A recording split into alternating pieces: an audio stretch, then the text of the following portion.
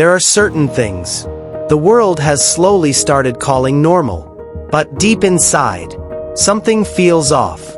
Not loud, not obvious, but quiet, subtle, like a small voice that says, "This isn't right." Today, we're going to talk about something most people avoid. Not because it's not important, but because it's uncomfortable. We're talking about choices, especially sexual choices, and how they affect not just our actions, but our mind, our emotions, and even our sense of connection with God. But let me make one thing very clear before we begin. This is not about judging you. This is not about making you feel guilty. This is about helping you understand, so you can grow, heal, and move forward. So take a deep breath, and just listen with an open mind, because what you hear today might explain things you've been feeling for a long time. Let's start with something important. Why do these kinds of choices feel different? Why do they leave a deeper impact? Because they're not just physical. They involve emotions, attachment, memory, identity. When something touches all those layers at once, it stays longer than we expect. And that's why people often say, "I don't know why I feel this way," even long after a moment has passed. It's because the impact goes deeper than the moment. Now let's talk about the first thing. Something that has become very common today. People call it normal. People say, "Everyone does it. It's just part of life." But rarely do we stop and ask, what effect is it having on us? When connection happens without commitment, it can create confusion, because your heart may expect something deeper, while your mind tries to treat it casually. And that gap creates emotional tension. Sometimes it shows up as overthinking, sometimes as attachment, sometimes as emptiness. And people don't always connect the dots. They don't realize why they suddenly feel heavy or disconnected. The second thing is something even more subtle. It doesn't always start with actions. It starts with attention. What we watch, what we imagine, what we repeatedly expose our mind to. Because whatever we consistently see starts shaping how we think, and slowly changes how we see people. Instead of connection, it becomes consumption. Instead of respect, it becomes habit.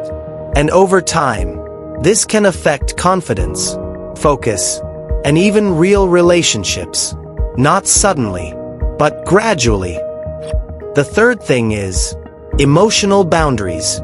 Sometimes, people get close in ways that feel harmless. Talking more than they should. Sharing things they shouldn't. Building emotional connections outside of where they truly belong. And it doesn't feel wrong at first.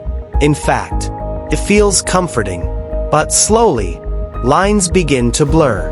And once those lines are crossed, it becomes difficult to go back, because the connection has already formed. And that's where confusion begins. Now here's something many people don't talk about. Your thoughts, your private moments, the things no one else sees. We often think, if no one knows, it doesn't matter. But your mind still knows. Your habits still grow. And your inner world is still being shaped. What you repeatedly think about becomes easier to return to. And over time, it becomes a pattern, not because you chose it consciously, but because your brain got used to it. Now pause for a moment. Think about your own life. Have you ever felt a lack of clarity, a drop in motivation, a sense of distance from who you truly want to be? Sometimes, it's not random. Sometimes, it's the result of patterns we never questioned. But here's the most important part of this video. You are not stuck. No matter what your past looks like, no matter what habits you've had, no matter how far you think you've gone, change is always possible. Not through force, not through guilt, but through awareness and intentional steps. Because real change doesn't begin with pressure. It begins with understanding. When you understand why something affects you, you gain power over it. And slowly, you start making better choices. Not because someone told you to, but because you see clearly. And here's something powerful. You don't have to be perfect. You just have to be honest. Honest about what's helping you, and what's slowly harming you. Honest about what you want your future to look like. Because every small decision today is shaping that future. So instead of asking, is this allowed or not?